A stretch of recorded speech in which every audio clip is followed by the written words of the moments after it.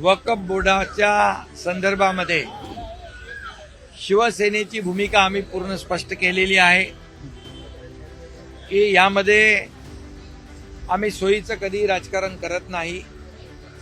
सोयीचं राजकारण करणारे लोक याचा हिंदुत्वाशी संबंध नाही, याचा अमक्याशी संबंध नाही असं जेव्हा म्हणतात तेव्हा त्यांच्या भूमिकेवर संशय घेण्यासारखी जागा निर्माण होते.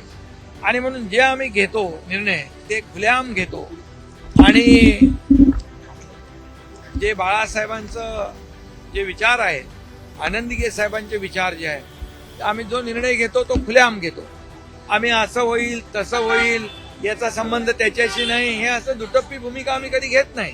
पण आमची भूमिका स्पष्ट आम्ही घेतलेली आहे, सडेतोड भूमिका आम्ही घेतलेली आहे आणि सर्वसामान्य माणसाच्या हिताची भूमिका घेतलेली आहे.